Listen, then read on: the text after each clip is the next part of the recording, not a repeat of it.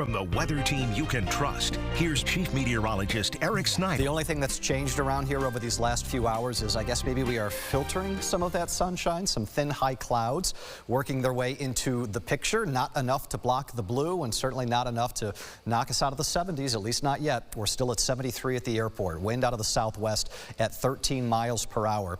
And this is the part of the weathercast where I usually have to say a line like, yeah, but at the Charlotte Lighthouse, it's only 45 degrees. There isn't much of a lake breeze to be found today because that is a healthy number with a southerly component to the overall wind flow.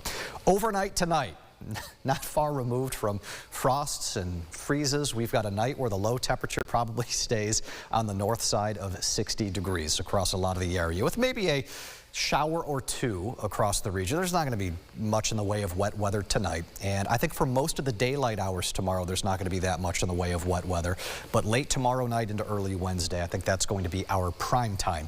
We've had some puffballs of cumulus clouds. Now some of the higher cirrus beginning to push their way on in.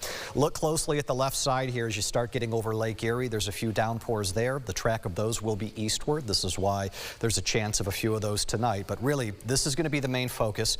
This is a cold front which is still making progress. It is moving toward us, and it's going to get here tomorrow. What it does after it gets here is where things are a bit more problematic in the rainfall department. It's going to slow down, and as the front puts its foot on the brake, as additional waves of energy ride over top that front, this is where we start getting multiple rounds of showers. First part of the day tomorrow, we'll watch for a few gusty thunderstorms into the Finger Lakes. Otherwise, it's off and on just a few showers. Then there is Tuesday night, and you see how it's just steady soaking rain that will continue all the way into Wednesday morning. It'll break apart from there. And you know, if I got some good news for you, I think the rest of the week, overall the rainfall amounts are going to be quite limited, and you do dry out with that. It just gets noticeably chillier again. Forecast model rainfall guidance here.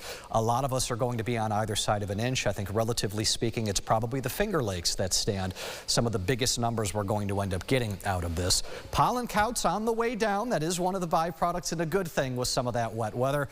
We're at an 11 today, back into the single-digit numbers for the remainder of this work week. 8-day forecast. Note the difference in temperatures again, including a few nights late this week, dropping back down into the 30s.